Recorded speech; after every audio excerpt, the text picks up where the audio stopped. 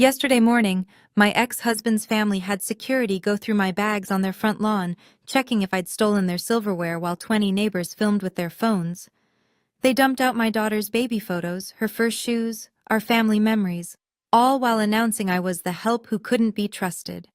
What they didn't know was that I had $450 million sitting in my bank account, watching them reveal exactly who they really were. My name is Willa Jackson. I'm 35 years old, and for 3 years I let the Harrison family treat me like dirt while I scrubbed toilets as a janitor, all while hiding the biggest lottery win in Seattle's history.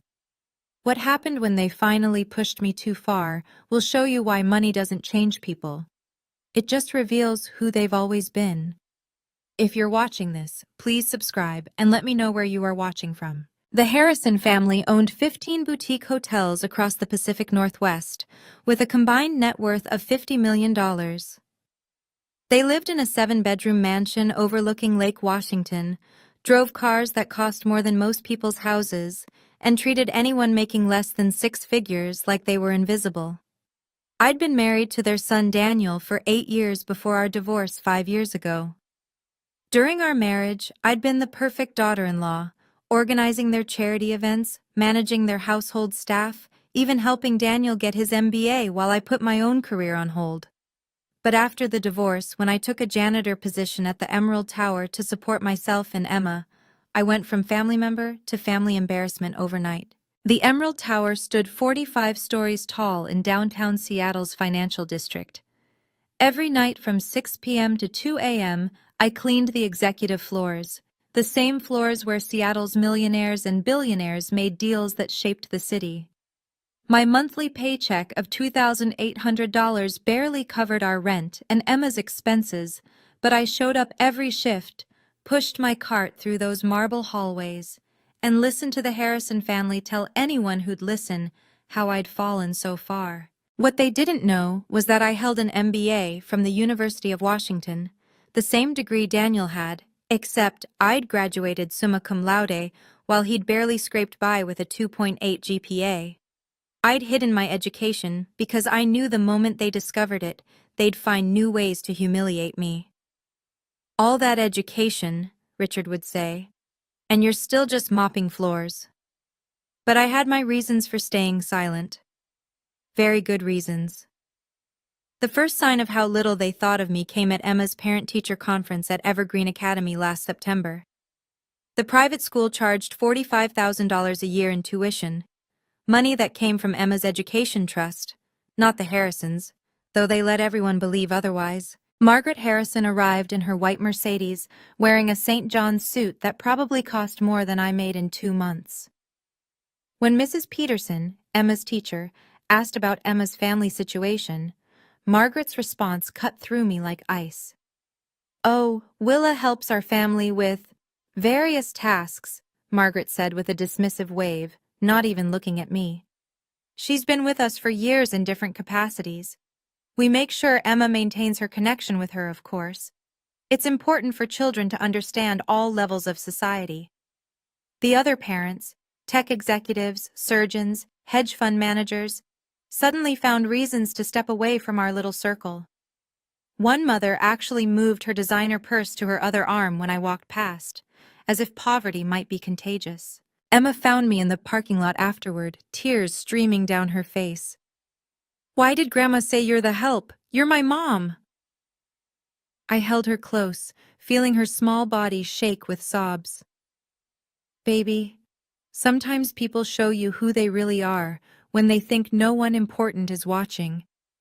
"But you are important," she insisted, her green eyes, so like her father's, but filled with actual love, searching mine for answers I couldn't give yet. That night, I sat in my 1-bedroom apartment, looking at the lottery ticket hidden in my safe, and wondered how much longer I could keep this secret. How much more damage would the Harrisons do to Emma's spirit before I finally revealed the truth? 2 months later, the family's cruelty reached new heights during their annual Christmas card photo shoot. The photographer they'd hired, someone fancy from Bellevue, who charged $2,000 for a session, had set up in the Harrisons' living room with professional lights and a backdrop of their floor-to-ceiling windows overlooking the lake.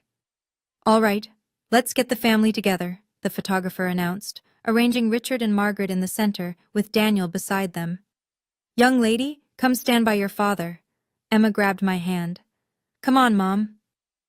The photographer looked confused, glancing between me in my simple black dress and the Harrisons in their coordinated designer outfits. Richard cleared his throat. "Could we get just the Harrisons now? For the official card?" The silence that followed felt like a physical weight. Daniel stared at his shoes. Margaret adjusted her pearls. Emma's hand tightened in mine. "I'm not taking a picture without Mom," Emma said, her 12-year-old voice steady despite the tears threatening to spill. "Emma, darling," Margaret cooed. "We need one for the business associates, you understand." "No, I don't understand," Emma's voice cracked. "She's my mother." Richard's face darkened. "We'll take both versions. Now stop making a scene." So they did. One version with me standing awkwardly at the edge, looking like the hired help who'd accidentally wandered into frame. Another with just the real Harrisons, the ones who mattered. Later I found Emma in her room at my apartment, carefully cutting up the Harrison-only photo with scissors. "I kept the one with you," she said, showing me the version she'd hidden in her backpack. "That's my real family." If only she knew how soon that truth would explode into the open. 3 years ago, on March 7th, 2021, I'd stopped at the 7-Eleven on Pine Street after my shift. The Mega Millions jackpot had climbed to $750 million, and something made me buy a ticket. Maybe it was exhaustion, maybe it was desperation, or maybe it was fate. I chose the numbers carefully. 07 for the month Emma was born, 14 for the date, 21 for the year she'd entered my life, 35 for my age, 42 for apartment, 42 where we lived, and Megaball 11, Emma's favorite number. 2 days later, alone in my apartment at 3 a.m., I checked the numbers on my phone, then checked them again. And again. My hands shook so violently I dropped the phone twice. The numbers matched. All of them. After federal taxes, I'd receive $450 million. My first instinct was to call someone, anyone, but then I stopped. I thought about the Harrisons, how they'd suddenly want to be my best friends, how they'd use Emma to get close to the money, how every relationship I had would become poisoned by those 9 digits. So I made a different choice. I claimed the prize through a trust, keeping my name hidden from public records. I hired Catherine Moore, one of Seattle's top estate attorneys, and established the WJ Foundation with an initial funding of $100 million. The rest went into conservative investments and trusts. Sudden wealth destroys more families than poverty ever could, Catherine had warned me during our first meeting. Are you sure you want to keep this secret? I thought about Emma, about teaching her the value of hard work, about knowing who really loved us. I'm sure, I told her. Let them show me who they really are first. The email arrived last Tuesday at 11:47 p.m., just as I was finishing my shift at the Emerald Tower. The sender was Catherine Moore, and the subject line made my blood run cold. Urgent, irregularities in Emma Jackson Trust Fund. I sat in the supply closet, reading on my phone with trembling hands. Willa, our forensic accountant has discovered serious discrepancies in Emma's trust fund established by her late great-grandmother in 2020. As trustee, Richard Harrison has withdrawn $3.2 million over the past 24 months, transferring funds to Harrison Hotels under the guise of investment opportunities. These transfers appear to violate federal fiduciary laws. More concerning, Richard has initiated paperwork to transfer the remaining $1.8 million to an offshore account in the Cayman Islands. The transfer is scheduled for November 18th, 72 hours from now. If completed, recovering these funds becomes nearly impossible. Misappropriation of trust funds carries a federal sentence of up to 10 years. We need to act immediately. I read the attached documents 3 times, each page making me angrier. Bank statements showing massive withdrawals, forged investment documents, Emma's college fund, her future, her security, stolen by her own grandfather to prop up his failing hotels. My phone buzzed with another message from Catherine. I've prepared everything for legal action, but we need concrete evidence of intent. The anniversary gala in 3 days would be the perfect venue for a public revelation. Maximum witnesses, including Judge Patricia Thornton, who'll be attending. Your call. I stared at my reflection in the supply closet mirror. Tired eyes, janitor's uniform, everything the Harrisons thought made me worthless. They had no idea what was coming. Emma had been struggling for months, and I'd watched helplessly as the bullying got worse. Her grades dropped from straight A's to B minuses. She stopped inviting friends over. She quit the debate team she'd loved. Mom, Sophia's mom said you clean toilets, she told me one evening, pushing her spaghetti around her plate. Is that true? I clean office buildings, baby. It's honest work. But you're smart. You read all those business books. You help me with advanced calculus. Her voice cracked. Why do you let them treat you like this when you're smarter than all of them? The question hung between us. How could I explain that I was testing them? That I needed to know if they'd love us without the money? I want to transfer schools, Emma continued. Somewhere nobody knows us. We'll need your grandfather's signature since he controls your education trust, I said carefully. He already said no. He said Evergreen Academy is about maintaining standards, and I should be grateful. She looked up at me with tears in her eyes. Mom, why does he hate you so much? He doesn't hate me, sweetheart. He hates what I represent, that his son chose someone outside their social circle, that you exist as proof. Sometimes I wish you had a real job, she whispered, then immediately looked stricken. I'm sorry, I didn't mean... I know, baby. I pulled her close. I know exactly what you meant. That night, after Emma fell asleep, I made my decision. She was suffering because of my test. The Harrisons had failed spectacularly, and now they were hurting my daughter. It was time to end this charade. Catherine called me during my lunch break the next day, her voice tense with urgency. Willa, I've been monitoring the situation. Richard just had a meeting with Yamamoto Industries about selling 30% of Harrison Hotels. The deal closes on November 20th. That's 5 days from now. He needs that offshore money to make the books look clean for due diligence. So we have even less time than we thought. Exactly. If we don't act at the gala, Emma's money disappears forever, but there's something else. She paused. I've had my investigator looking into Richard's finances. This isn't his first time. He did the same thing to his brother's children in 2015. Took their trust funds, claimed bad investments, family never pressed charges to avoid scandal. My grip on the phone tightened. How much proof do we have? Everything. Bank records, forged signatures, false investment documents. I've already briefed Judge Thornton informally. She'll be watching for our signal at the gala. Dr. Marcus Thompson from Children's Hospital is ready to announce your donation. The media packets are prepared. We just need you to pull the trigger. I thought about Emma crying in her room, about Margaret calling me the help, about Richard throwing my belongings on the lawn. Sometimes the only way to protect your child is to stop protecting their illusions, I said, echoing what I'd been telling myself for days. Is that a yes? That's a yes. Send me everything. And Catherine, make sure the FBI is ready to move the moment we go public. Already arranged. Willa, are you sure you're ready for this? Once we start, there's no going back. I looked at my janitor's uniform hanging in my locker. I've been ready for 3 years. Have you ever had to choose between keeping the peace and protecting your child? The decision I made next would change everything for Emma and me. If you're finding value in this story, please hit that subscribe button and ring the notification bell. Your support helps me share these important stories about standing up for what's right. Let's continue.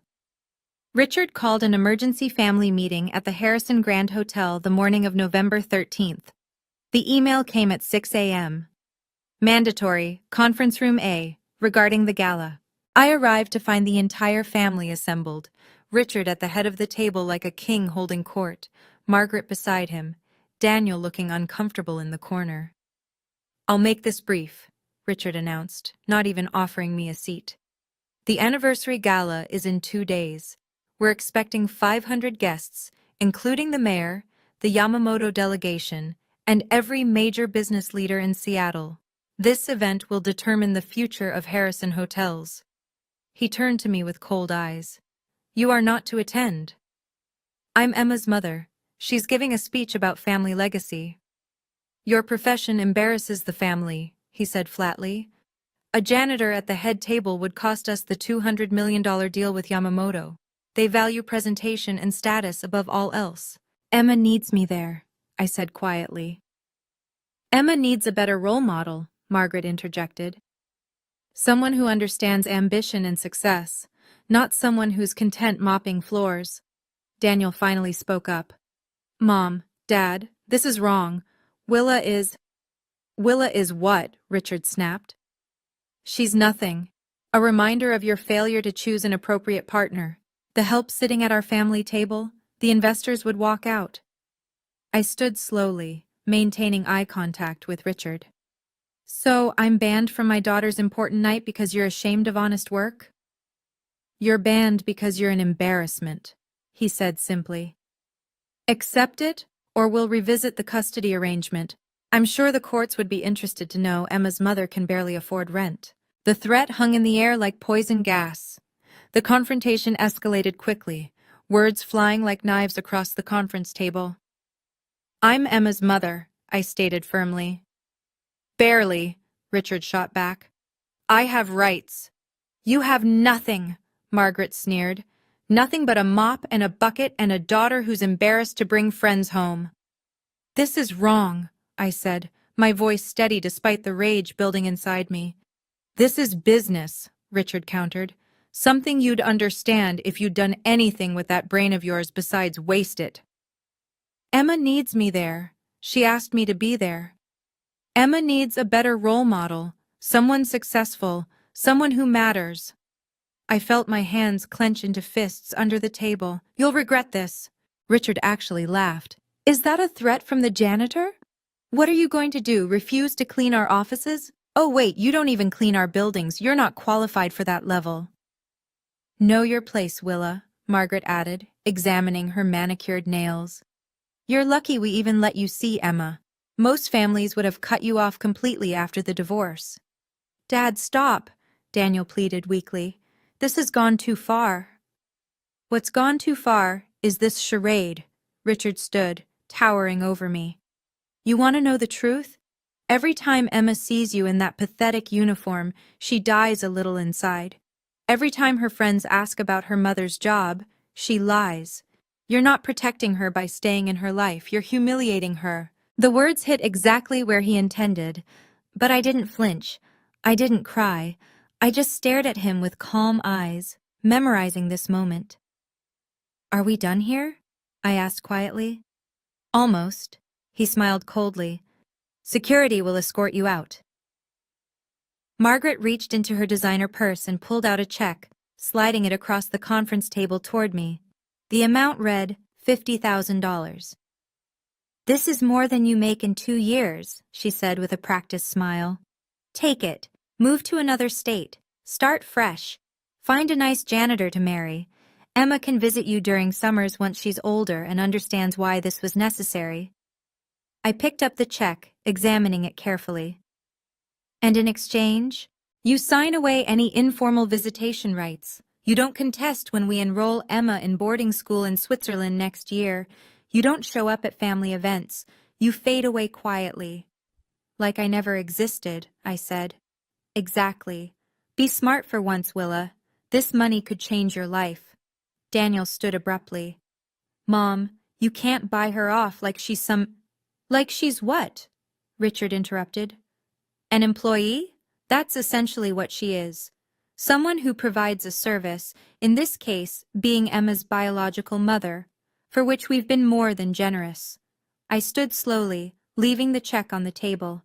"I need to think about it." "The offer expires at midnight tomorrow," Richard said. "After that, our lawyers handle everything. And trust me, you can't afford to fight us." I walked to the door, pausing before I left. You know what the saddest part is? Emma loves you. Despite everything, she loves her grandparents. She won't after tomorrow night. As I walked out, I pulled out my phone and sent a single text to Catherine. It's time. The response came immediately. Everything's ready. See you at the gala. The Harrisons thought they'd won. They had no idea they'd just signed their own destruction. The next morning, I met with Dr. Marcus Thompson and 3 board members from Seattle Children's Hospital at a private dining room in the Four Seasons. They didn't know me as Willa the janitor. To them, I was Ms. Jackson, CEO of the WJ Foundation. The Harrison family has been courting us for 6 months, Dr. Thompson said, adjusting his glasses. They've promised a $10 million donation, but keep finding excuses to delay. Meanwhile, you're offering $50 million with no strings attached? The only string, I said, sliding the contract across the table, is timing. I want the announcement made at tomorrow's gala, public prominent with full media coverage. That's unusual, one board member noted. The Harrisons specifically requested to be our largest donor at that event. They'll be shocked when they learn who their real benefactor is, I smiled. I need you to trust me. This donation is real, the money is already in escrow, and tomorrow night Seattle Children's Hospital gets the largest single donation in its history. Dr. Thompson reviewed the papers, his eyes widening. Everything's in order. The funds are verified. Ms. Jackson, I don't understand. Why maintain such secrecy until tomorrow? Because sometimes the best way to help children is to show them that true power doesn't come from inherited wealth or family names. It comes from choosing to do good when no one's watching. And you want the announcement at exactly 9 p.m.? Right after Richard Harrison's keynote speech, I'll be in the audience. When you call me up, act like it's the first time we're meeting publicly. Dr. Thompson extended his hand. Ms. Jackson, you have a deal. Tomorrow night, we make history. If only he knew how much history we'd actually be making. Catherine Moore's law office occupied the entire 38th floor of the Emerald Tower, 3 floors below where I cleaned every night. She'd been working around the clock, and it showed in the boxes of evidence covering her conference table. The forensic accounting is complete, she said, spreading out documents. Richard Harrison has systematically drained Emma's trust fund through fraudulent transfers. Look at these. The papers showed a clear pattern. Fake invoices for investment consulting, property that didn't exist, returns that never materialized. $3.2 million stolen from a 12-year-old girl by her own grandfather. The FBI Financial Crimes Unit has been investigating Harrison hotels for 6 months based on my tips, Catherine continued. They were waiting for concrete evidence. This is it.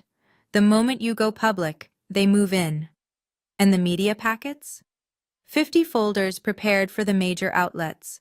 Each contains copies of the embezzlement evidence, your lottery win documentation, and a timeline of the Harrison family's treatment of you. The Seattle Times already has a reporter assigned to the gala specifically to watch the Harrisons. She pulled out another document. There's something else. Daniel came to see me yesterday. I looked up sharply. What? He's been documenting his father's crimes for 2 years. He wants to testify. He says he's tired of being a coward. And you believe him? I believe the recordings he provided, Richard admitting to the theft, planning to blame bad investments if caught. It's all here. She tapped a USB drive. Your ex-husband might be weak, but he's not evil. He wants to do right by Emma. I stared at the mountain of evidence. Once we start this... There's no stopping it, Catherine finished. Are you ready? I've been ready for 3 years. Emma found me in my apartment after school. Her backpack dropped carelessly by the door. She looked older than her 12 years, worry etched into features that reminded me painfully of Daniel's better qualities. Mom, I need to ask you something, she said, sitting beside me on our worn couch. And I need you to tell me the truth. Always, baby. I heard Grandpa on the phone yesterday. He was panicking about someone named WJ. He said WJ is going to ruin everything and we can't let WJ near the gala. Then Grandma said something about WJ having more money than God. She paused, studying my face. Mom, are you WJ? I took her hands in mine, feeling their slight tremor. What makes you think that? Because you're the only person who scares them. Not Dad, not their lawyers, not even the mayor. Just you. And you're different lately. Calmer, like you're waiting for something. You're very observant. Mom, please. I know you're hiding something big. I see you reading those financial documents when you think I'm asleep. I found the business card for Catherine Moore, one of Seattle's most expensive lawyers. Janitors don't have lawyers like that unless what? Unless they're not really janitors. Her green eyes searched mine. Mom, are you rich? Is that why you're not worried about their threats? I pulled her close, kissing the top of her head. Baby, after tomorrow night, no one will ever disrespect you or me again. I promise you that. So you are WJ? Tomorrow night, sweetheart. Everything becomes clear tomorrow night. But tonight, I need you to trust me. Can you do that? She nodded against my shoulder. I love you, Mom. Janitor or CEO or whatever you are. I love you too, baby. More than all the money in the world. The morning of November 15th started with Richard's final act of cruelty. I'd gone to the Harrison mansion to collect Emma's dress for the gala, hoping to slip in and out quietly. Instead, I found Richard on the front lawn with an audience of at least 10 neighbors, their phones already recording. Perfect timing, Willa, he announced loudly. We're just clearing out some trash. My personal belongings, photos from my marriage, Emma's baby books, even Christmas ornaments we'd collected as a family, were scattered across the manicured lawn. Security guards stood ready, as if I were some kind of threat. These are Emma's things too, I said calmly, kneeling to pick up a photo of her first birthday. Janitor belongings on the curb where they belong, Richard proclaimed to his audience. This is what happens when you don't know your station in life. Margaret emerged from the house carrying my old jewelry box, a gift from Daniel's grandmother. She opened it theatrically, dumping the contents onto the grass. Costume jewelry, how fitting. The neighbors whispered among themselves, phones capturing every humiliating second. I recognized most of them from school events, charity galas, the country club Daniel still attended. But Mrs. Thompson from next door stepped forward. Richard, this is unnecessary. It's necessary to maintain standards, Patricia. You'll understand when your daughter brings home someone inappropriate. I continued gathering items in silence, my movements deliberate and dignified. Each photo, each memory collected with the same care I used cleaning office buildings. Let them record. Let them watch. In 8 hours, these same people would witness something very different. Security, check her bags, Margaret ordered. Make sure she hasn't taken anything valuable. The guards reluctantly searched through Emma's baby clothes and family photos while 20 people watched. The security guards emptied my bags onto the driveway, pawing through Emma's baby shoes and the photo albums I'd tried to save. Margaret stood over them like a supervisor pointing at items. Check that frame. It looks like real silver. And that book, make sure she didn't hide anything inside. Mrs. Harrison, the head of security said uncomfortably, there's nothing here but personal items. Check everything. We can't trust someone of her background. The way she said background made it clear she meant more than my job. One neighbor was live streaming now, narrating to her followers. Drama at the Harrison mansion. The ex-daughter-in-law is being searched like a criminal. Richard stepped closer to me. This is what Emma sees. Her mother, on her knees in our driveway, being searched for stealing. How do you think that makes her feel? I looked up at the house and saw her. Emma at her bedroom window, tears streaming down her face, her phone pressed against the glass recording everything. Our eyes met for a moment before Margaret noticed. Emma! Get away from that window right now! But Emma didn't move. She kept recording, kept watching, kept crying. Daniel's car screeched into the driveway. He jumped out, his face red with anger. "What the hell is going on here?" "We're protecting our property," Richard said coldly. "From what? Mom's baby photos?" Daniel grabbed the security guard's arm. "Stop this, now." "You're too late to play hero," Richard said. "As usual." The head of security straightened up. "There's nothing inappropriate here, Mr. Harrison, just family items."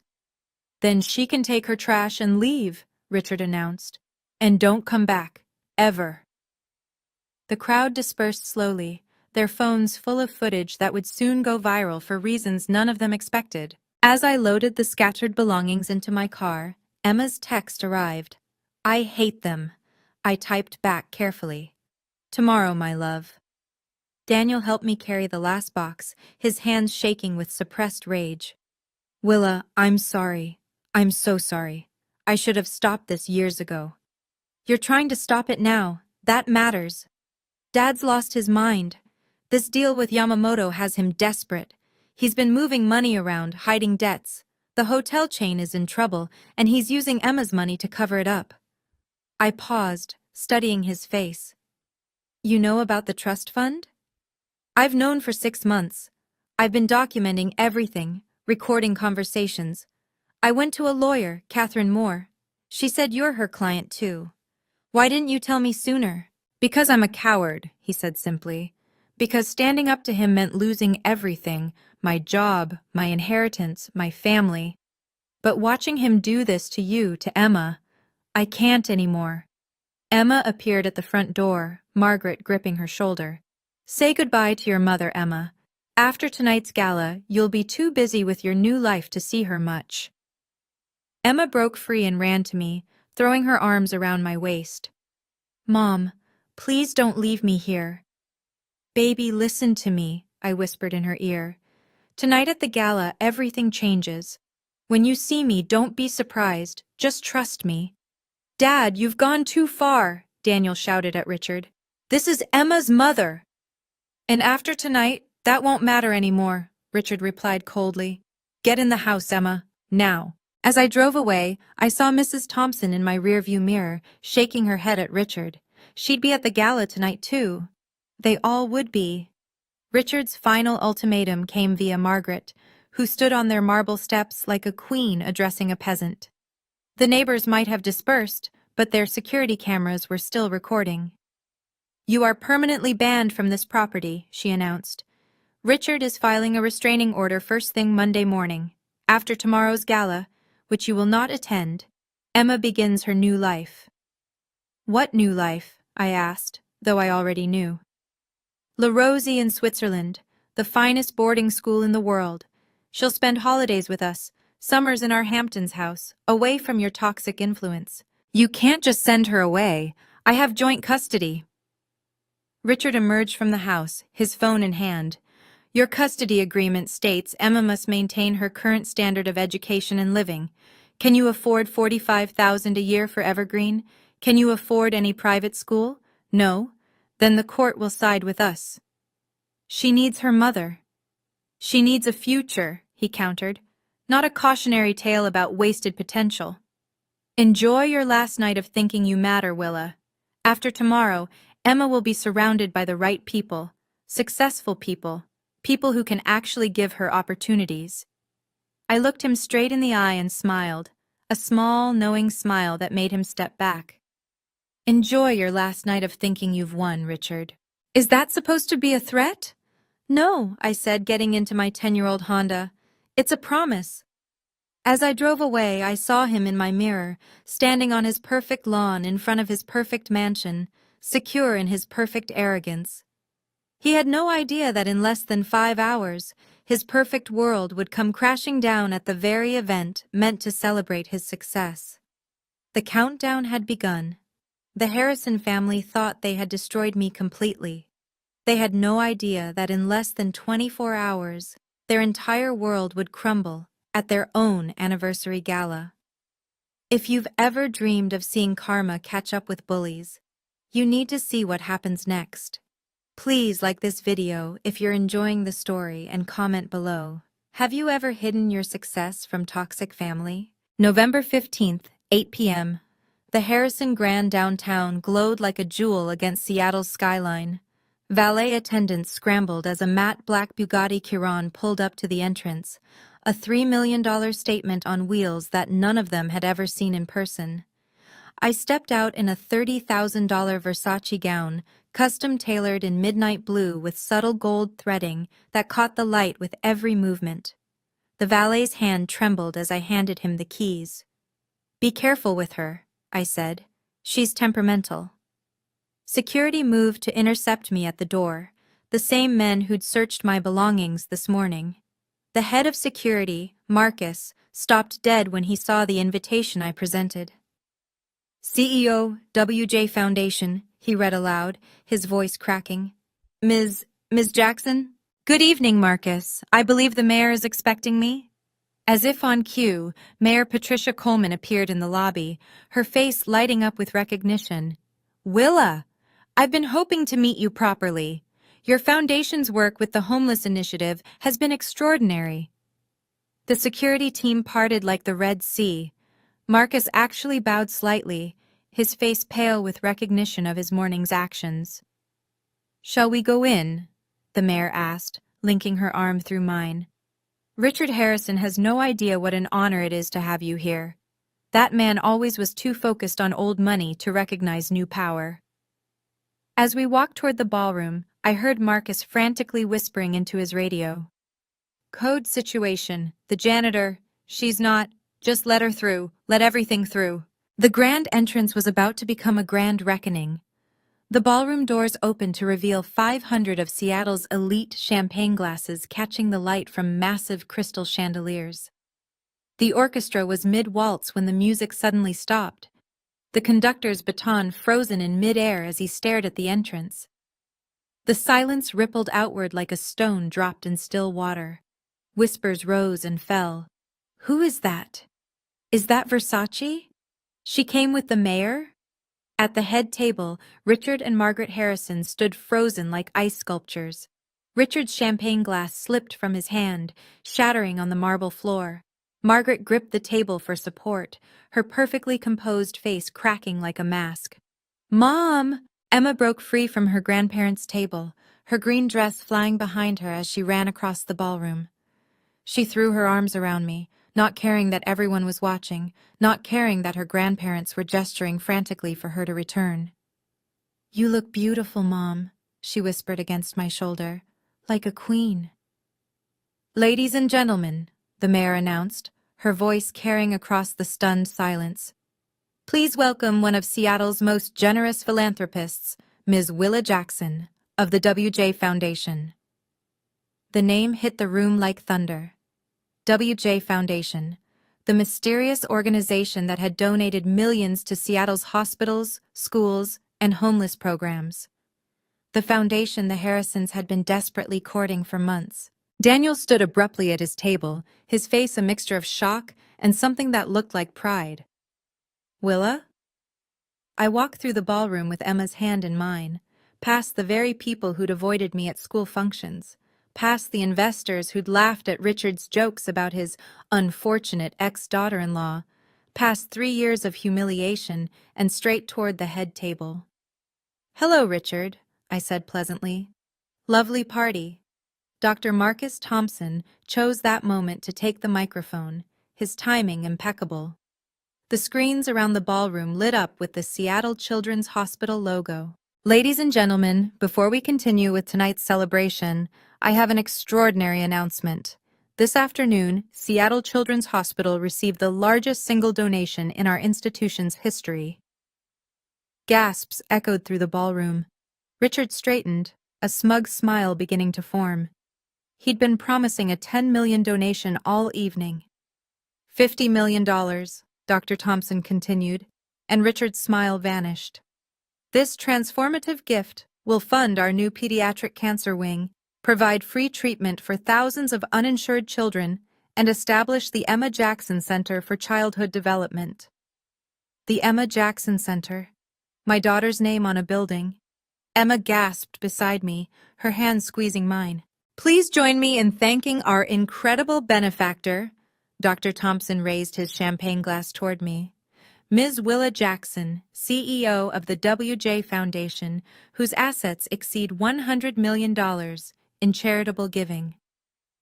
The giant screens displayed the signed contract, the check, and a photo of me with the hospital board from this morning. Margaret Harrison collapsed into her chair, requiring immediate medical attention from a guest who happened to be a doctor. I walked to the stage, each step measured and deliberate. The same woman they'd called the help yesterday. The same woman they'd searched for stealing this morning. The same woman they'd banned from their lives. Thank you, Dr. Thompson, I said into the microphone, my voice steady and clear. I've had the privilege of working as a janitor at the Emerald Tower for the past 3 years. It's honest work that I'm proud of. What many of you don't know is that 3 years ago, I won the Mega Millions lottery, $450 million after taxes. The room erupted. Phones appeared, recording everything. Several investors at the Yamamoto table were frantically texting, their eyes moving between me and Richard. I kept working because I wanted my daughter to understand the value of hard work, and perhaps, I looked directly at Richard, to see people's true character when they think you have nothing to offer them. I stood at the podium, 500 pairs of eyes fixed on me, the weight of 3 years of silence finally lifting from my shoulders. Money doesn't change who you are, I continued, my voice carrying clearly through the hushed ballroom. It reveals who you've always been. For 3 years, I've watched how people treat someone they consider beneath them. I've been called the help, been searched for stealing silverware, been banned from family photographs. On the screens, photos appeared, security footage from this morning's humiliation, screenshots from the neighborhood Facebook page mocking me, even the Christmas card showing both versions, with and without me. But I've also seen extraordinary kindness from unexpected places. My colleagues at the Emerald Tower who shared their lunches when they thought I couldn't afford my own. Teachers at Evergreen Academy who privately tutored Emma for free, thinking I couldn't pay. The neighbors who stood up for me despite social pressure. Mrs. Thompson from the Harrisons' neighborhood raised her glass toward me, tears in her eyes. I established the WJ Foundation to give back to this community, to support those who work hard but struggle to get ahead. Every dollar has gone to help real people with real needs, not to maintain appearances or buy social status, but to make actual change. Richard stood abruptly, his face purple with rage. This is ridiculous. You can't possibly... Mr. Harrison, I interrupted calmly, I believe you've been trying to contact WJ Foundation for months about a donation. My assistant has your 47 emails, 16 gift baskets, and 3 offers for board positions in exchange for funding. All rejected, of course. Nervous laughter rippled through the crowd. Several board members from Harrison Hotels shifted uncomfortably. My daughter Emma has taught me what really matters, I continued, looking at my beautiful girl. She loved me when I was married to her father, and she loved me just as much when I was cleaning offices. That's real wealth, being loved for who you are, not what you have. The Yamamoto investors were openly frowning at Richard now, whispering among themselves. The deal was crumbling before his eyes. Catherine Moore stepped onto the stage, her presence commanding immediate attention. In her hands were documents that would destroy the Harrison empire. Ladies and gentlemen, I'm Catherine Moore, attorney for Ms. Jackson and Emma Jackson. What I'm about to reveal involves federal crimes that cannot go unaddressed. The screens changed to display bank statements, forensic accounting reports, and a timeline of theft. Richard tried to move toward the exit, but security, the same security who'd searched me this morning, blocked his path. Richard Harrison, as trustee of Emma Jackson's $5 million trust fund, has embezzled $3.2 million over the past 24 months. These funds, left by Emma's great-grandmother, were systematically stolen to cover Harrison Hotel's mounting debts. Gasps and outcries filled the room. Phones were recording from every angle. The Seattle Times reporter was typing furiously. The evidence is irrefutable, Catherine continued. Forged documents, fraudulent transfers, false investment reports. The FBI has been notified and will be executing warrants tomorrow morning. This is lies, Richard shouted. I invested that money for Emma's future. Into offshore accounts in the Cayman Islands? Catherine asked, displaying the transfer documents. Scheduled for permanent transfer in less than 48 hours? Margaret fainted again, this time requiring actual paramedics. The Yamamoto delegation stood as one and walked out, their contempt evident. $200 million walked out with them. Mr. Harrison, Catherine announced, you have 24 hours to return the funds in full before federal charges are filed. Embezzlement, wire fraud, breach of fiduciary duty. You're looking at 10 to 15 years in federal prison. Daniel stood up at his table. I have recordings, Dad. 2 years of recordings. Every admission, every crime, I'm testifying. Richard's face went from purple to white. He looked around the room for allies and found none. The ballroom erupted into chaos. The Yamamoto investors were already at the door, their lead representative turning back to announce, Harrison Hotels can forget any partnership with Yamamoto Industries. We do not associate with criminals. Board members from Harrison Hotels surrounded Richard like sharks smelling blood. Emergency meeting now, shouted Patricia Blackwell, the lead independent director. Richard, your resignation, tonight, or we call the shareholders. Margaret, revived but hysterical, grabbed at my dress. Please, Willa, please, we didn't mean it. We're Emma's family. You threw my belongings on your lawn this morning, I said quietly. You called me trash. You tried to steal my daughter and her inheritance. The company will collapse, she wailed. 15 hotels, thousands of employees. The company will survive, Daniel said, stepping forward. Under new management. Ethical management. He looked at his father. I've already spoken to the board. They're prepared to name me interim CEO, conditional on full cooperation with authorities and immediate restitution of Emma's trust. You, Richard snarled at his son. You pathetic, weak. I'm the one who documented your crimes, Daniel said firmly. I'm the one with the recordings. I'm the one trying to save what's left of our family's reputation. 3 board members physically restrained Richard as he lunged toward Daniel. Security moved in, Marcus, who'd searched my bags this morning, now reading Richard his rights as a citizen's arrest for attempted assault. This is your fault, Richard screamed at me. You did this. No, I said calmly. You did this the moment you decided to steal from a 12-year-old child. I just made sure everyone knew about it. The Seattle Times photographer captured the moment perfectly. Richard Harrison, patriarch of an empire, being escorted out of his own gala in disgrace. My legal team moved with precision, serving papers before the guests could even process what they'd witnessed. Catherine's associates spread through the ballroom like a well-orchestrated dance. Mr. Harrison, Catherine announced, loud enough for everyone to hear, you're being served with multiple actions. Petition for immediate return of embezzled funds. Motion for full custody of Emma Jackson to her mother. Restraining order preventing you from coming within 500 feet of either Ms. Jackson or Emma. The court officer who'd been quietly waiting in the corner stepped forward with official documents. These orders are effective immediately, signed by Judge Patricia Thornton 1 hour ago.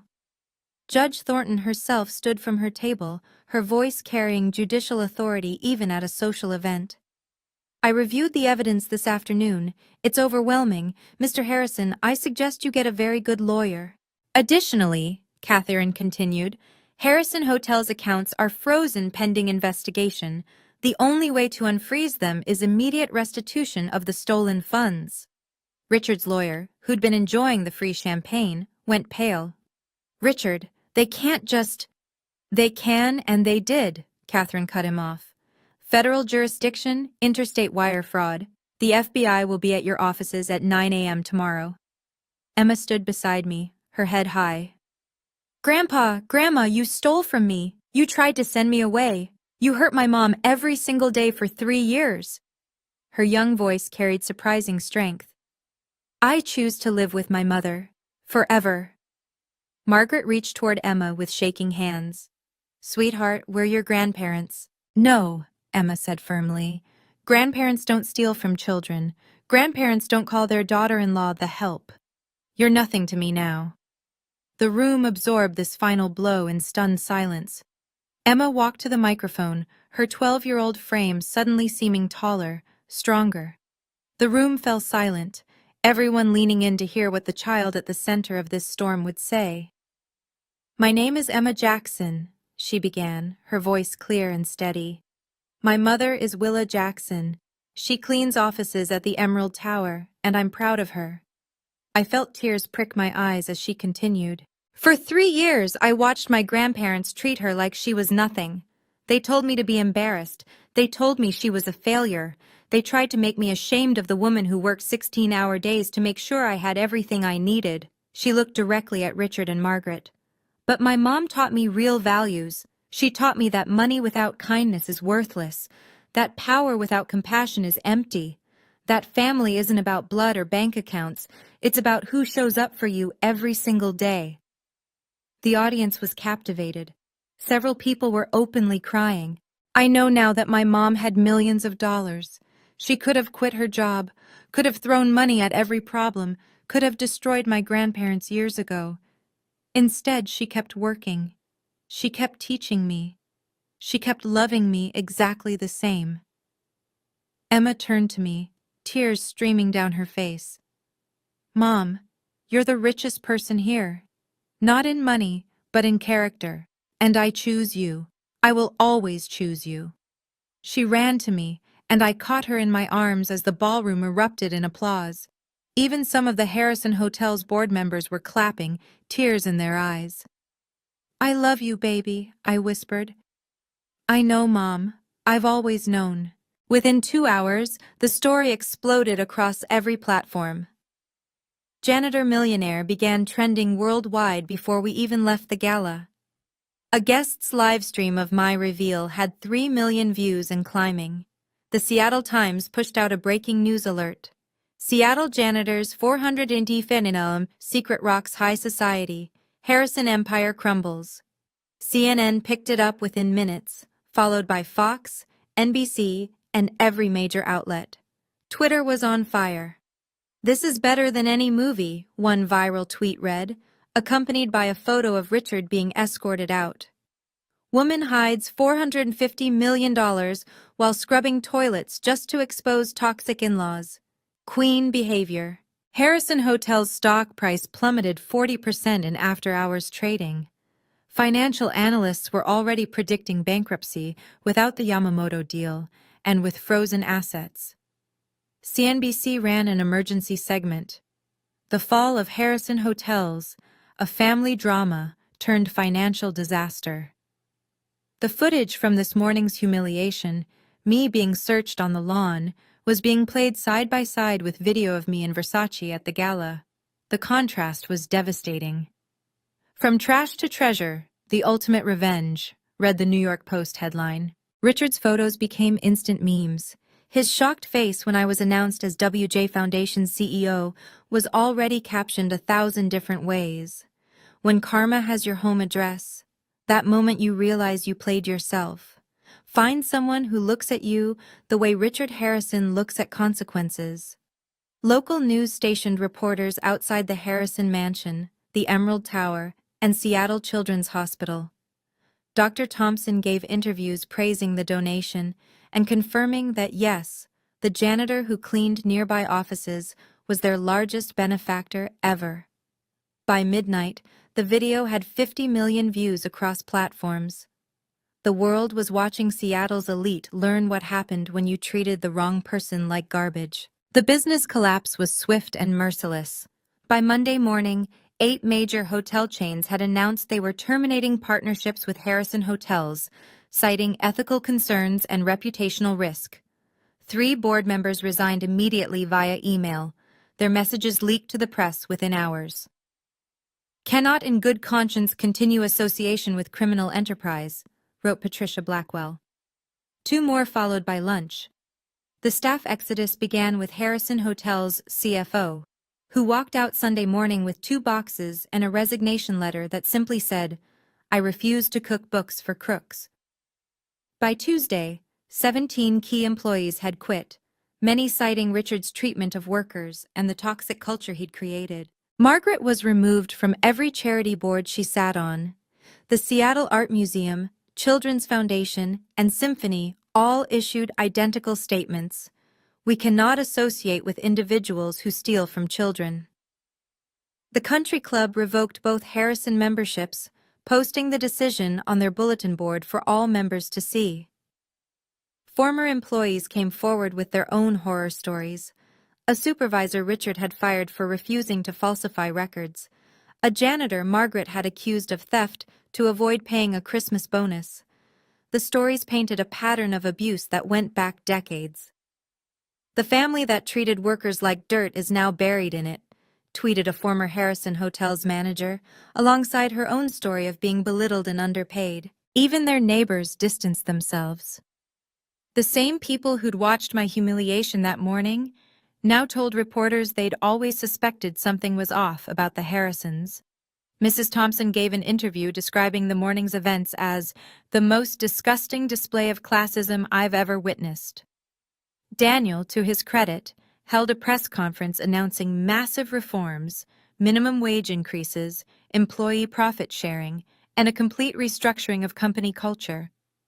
"My father's way dies today," he declared.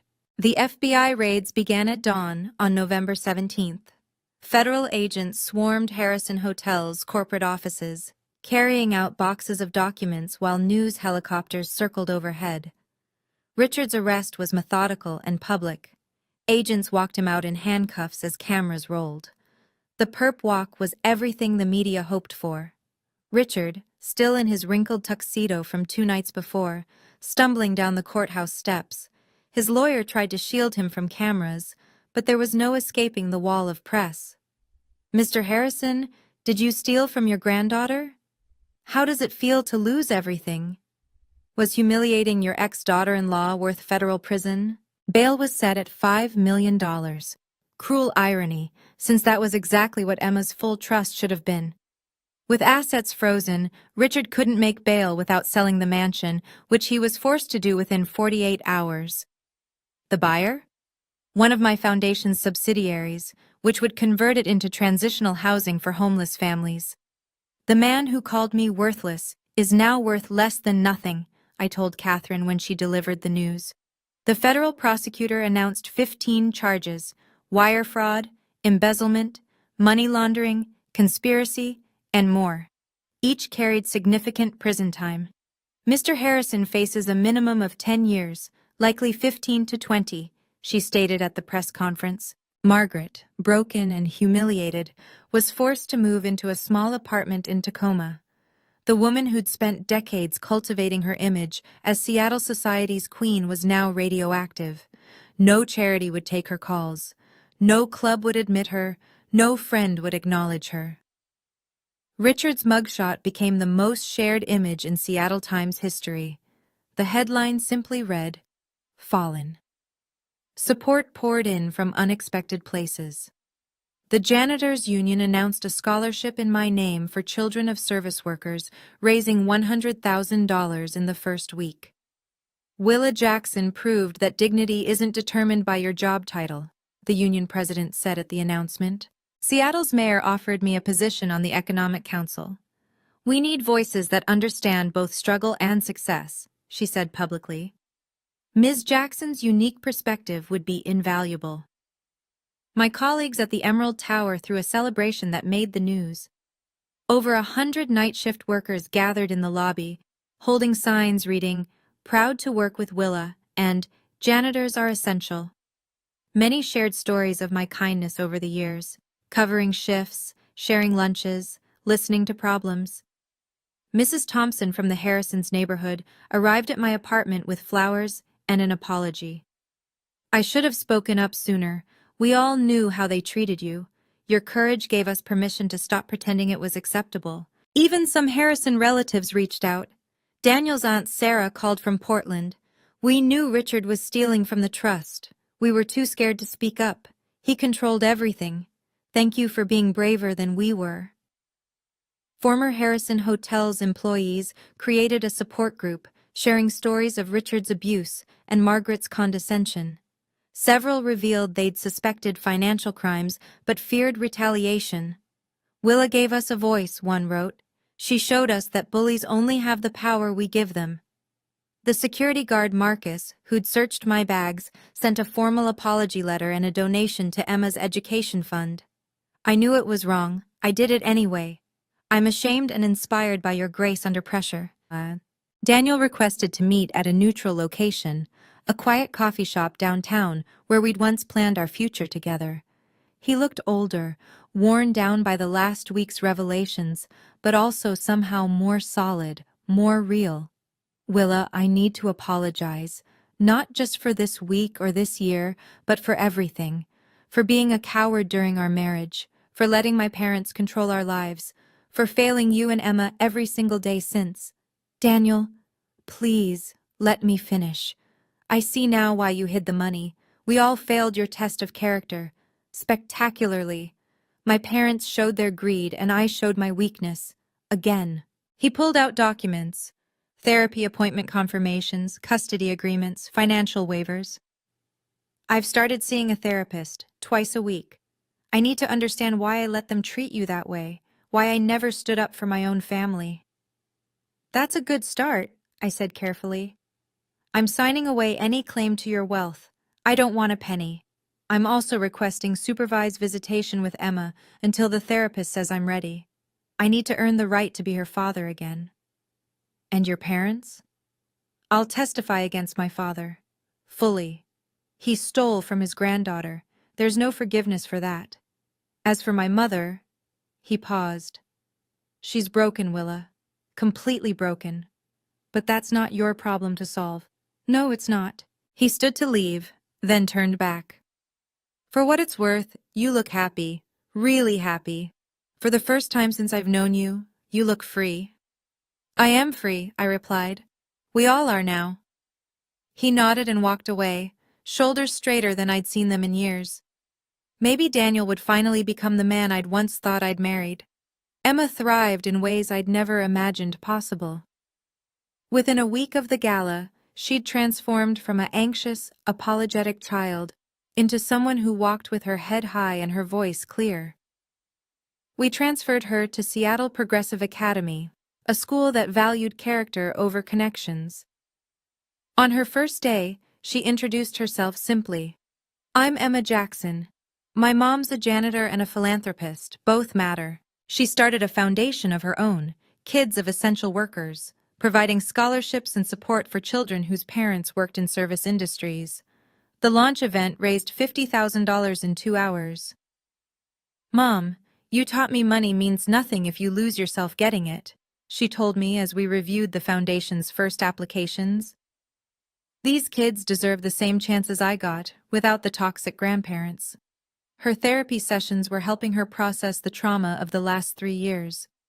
I kept thinking it was my fault, she admitted one evening, that if I was better, smarter, more like them, they'd treat you better. Dr. Chen says that's called transferred shame. She chose to legally change her name to just Emma Jackson, dropping Harrison completely. That's not who I am, she said firmly. I'm your daughter. Period. The book she decided to write, My Mom, the Millionaire Janitor, already had publishers interested. It's not about revenge, she explained to potential editors. It's about seeing people for who they really are, not what they have. When asked at school about her grandparents, she had a practiced response. They made choices that removed them from my life. I wish them healing, but from a distance. The girl who'd once cried about her mother's job now brought me lunch at the Emerald Tower, proud to be seen with me in my uniform. The WJ Foundation expanded to $200 million in assets after I added another $100 million from my personal funds. We focused on supporting working families, funding education for service workers' children, and improving working conditions in buildings across Seattle. I bought the Emerald Tower, the entire building, for $80 million. My first act as owner was to raise every service worker's wage by 50% and institute profit sharing. The janitors I'd worked alongside for 3 years cried when I announced it. You could have left us behind, Marcus, my shift supervisor, said. Most people would have. You never left me behind, I reminded him. When you thought I couldn't afford lunch, you shared yours. That's worth more than any salary increase. I kept visiting monthly, sometimes picking up a mop and joining the crew. It kept me grounded, reminded me where I'd been and why I'd stayed. The executive tenants who once ignored me now nodded respectfully, knowing their building owner might be the one emptying their trash. The foundation created a program specifically for single working mothers, providing childcare, education grants, and emergency support. 300 families enrolled in the first month. I dated James, a teacher from Emma's new school who'd known me as Emma's janitor mom, before learning about the money. He'd brought me coffee during a parent-teacher conference saying, "You look like you could use this more than me." That simple kindness, offered when he thought I had nothing, told me everything. I kept my soul by keeping my secret, I told a reporter who asked why I'd hidden the money for so long. Now I keep my purpose by sharing my wealth. We were considering adopting siblings from foster care, children who, like Emma had been, needed someone to see their worth beyond circumstances. 1 year later, the landscape had completely changed. Richard sat in federal prison, serving 12 years after a plea deal. His letters to Emma went unanswered, returned to sender with "no longer at this address" stamped across them. Margaret lived in an assisted living facility in Tacoma, her mental health having deteriorated after losing everything. Daniel paid for her care but visited rarely, their relationship forever fractured by her choices. Daniel had rebuilt Harrison Hotels from the ground up, renaming it Emerald Hospitality and instituting worker-first policies that became a model for the industry.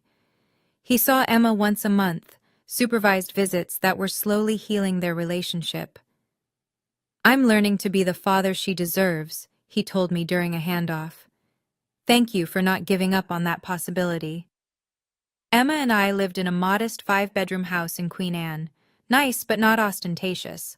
We hosted dinner every Sunday for friends who'd supported us during the dark years, the table full of janitors, teachers, and neighbors who'd shown kindness when they thought we had nothing. "Money amplifies character," I told Emma as we prepared for another Sunday dinner. "It doesn't create it." The boundaries we'd established held firm.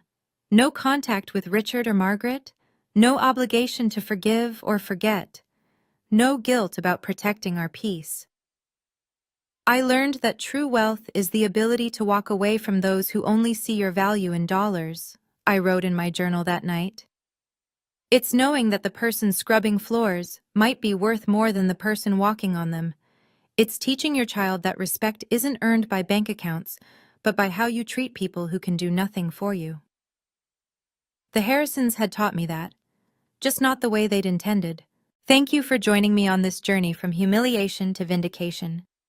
If this story resonated with you, please subscribe and share it with someone who needs to hear that their worth isn't determined by their job title or bank account. Comment below with your thoughts. Have you ever hidden your success to test someone's character? Remember, you teach people how to treat you by what you accept. Until next time, know your worth.